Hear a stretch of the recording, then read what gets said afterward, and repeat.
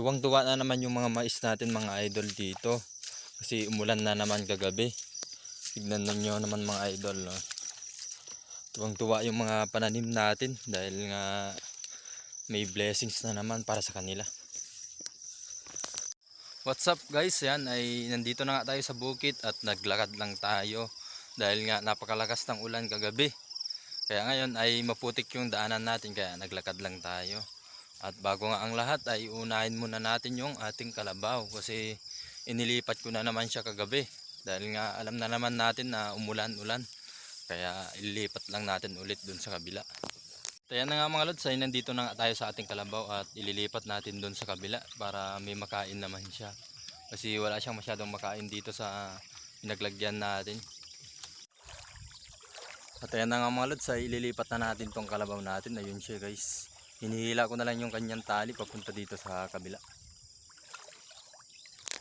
At ayan na nga mga lods ay nailagay ko na yung kanyang tali dito. At ayan na siya.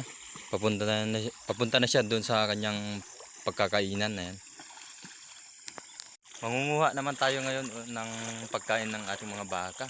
Dahil okay naman na yung ating kalabaw. Bonus na lang talaga kung may magsabi sa iyo na cute ka. Kung wala pa, wala na tayong magagawa. At ayan na nga mga lods ay nandito na tayo sa pangunguhaan natin ng kumpay ng baka. Ayan. At ito na yung mga nakuhanan natin. At pa konti na lang yung mga mais na makukuha natin dito. At ito na pala yung kukuhanan natin mga idol. At hanggang doon na lang. Hanggang dyan. At malapit nang maubos pero may tinanim pa tayo doon pa sa kabila. Doon sa isang maisan natin. Kaya ito lang muna yung inuna natin kasi malapit to sa ating mga baka. At marami na nga tayong nakuha mga idol kaya ayan ay iipunin na natin doon sa may tali para mabuhatan natin sa ating baka. At isi-share ko pala yung pinabubuhay namin dito mga idol, yung pagtatanim lang pala ng mais. At maswerte ka na lang kung may pagtataniman ka ng gulay na extra income mo din. At dahil nga mababa yung lugar namin, 2 cropping lang yung pagtatanim namin ng mais. Kasi alos lahat dito sa San Pablo ay mababang lugar. Kaya 2 cropping lang yung pagtatanim namin ng mais. Kaya yun lang mga idol at salamat sa inyong panonood sa aking pag-share sa buhay namin dito sa probinsya ng Isabela.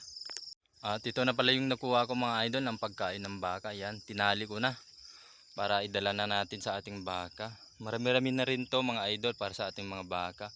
Gusto man nating damihan pa kaso basa yung mga mais na kinuha natin. At ito lang muna yung nakaya natin dahil nga mabigat yung mais na bubuhatin natin kaya ito lang. At ito nga lang yung kagandahan kapag may tinanim ka para sa iyong baka ay may madudukot ka na pagkain nila. Kaya kahit papaano ay busog naman yung ating baka sa mga binibigay nating pagkain.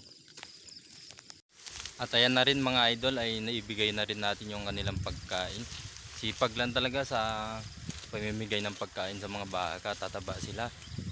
Kaya kahit papaano ay ayan, medyo lumaba na rin ng konti yung ating mga baka.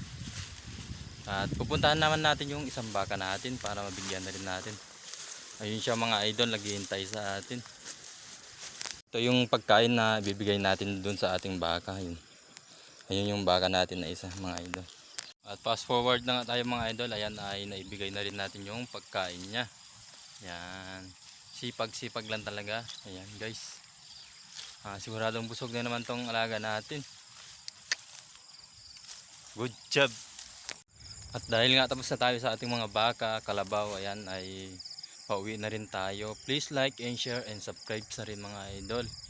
At pa-follow na rin sa ating page at saka dun dito sa account natin. Kaya maraming salamat po sa inyo. God bless. Thanks for watching mga idol.